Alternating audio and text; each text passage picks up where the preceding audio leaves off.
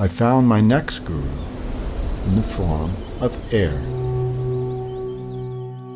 After water had shown me what the nature of our true self is, air taught me how one should live with this knowledge. I noticed how air picks up the fragrance of whatever it passes, but it doesn't have any fragrance of its own. If it passes a stick of burning incense, it picks up the smell of that incense.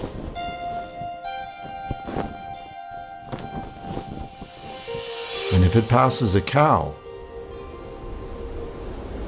it starts to smell of the cow. But it doesn't keep either of these fragrances. It can pick up a so-called pleasant smell, and then it can pick up a so-called unpleasant smell. But the next moment it drops both, never getting attached or identified with either. So I learned from my guru, the air, that a sadhu should never hold on to the pleasant or unpleasant, knowing that the self doesn't become either.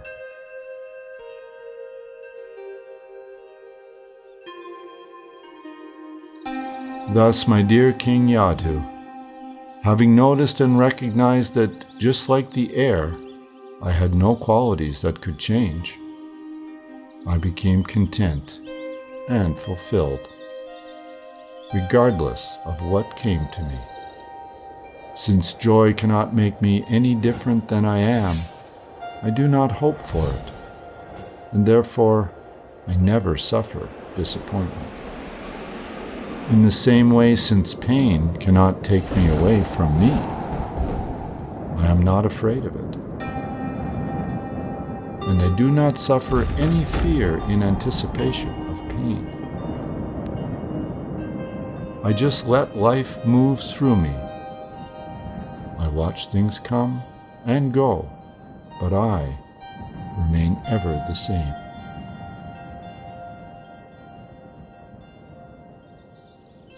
This is what I have learned from my guru, the air, and I became truly unaffected.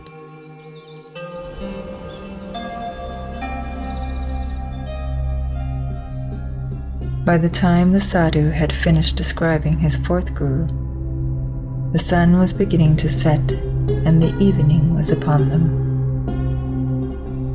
The king was greatly inspired by the words of Dattatray and thirsty for knowledge, but a doubt had risen in his head. Forgive me, O noble Dattatray, but all your gurus seem to have taught you a very similar lesson.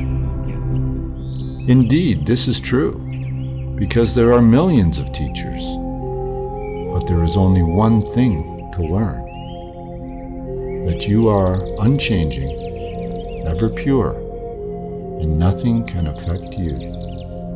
Only when one doesn't know this does one suffer due to the show of this human life, just as a spectator in the theater sits on the edge of his seat in a state of tension and suspense because of his identification with the actors on the stage. But does anything ever happen to the spectator? But I do change all the time, O sage. I'm different in the morning, and different in the evening, different at the palace, and different on a journey. The truth is that it's not you who changes. That is why one has to practice oneness, not separation. Keep watching the whole of your existence and pay attention to that which doesn't change. You are the one who is watching all of it. If you can know the changes, it means you don't change. In order to notice motion, the observer has to be stationary. Watch your power of knowing, noble King Yadhu, and see that it is steady like the mountain, unchanging like the water, and unattached, just like the air. This is the powerful practice you need to undertake to become always peaceful and content. Now, O blessed among the rulers, a long journey awaits you tomorrow. You must get some sleep. But you said you had 24 gurus, and you have only told me about 4 of them.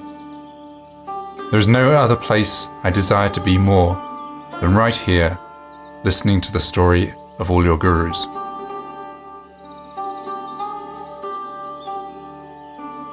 If you're interested and want to learn more, then stay with me a little longer, and I will tell you what I've learned from the rest of my 24 gurus.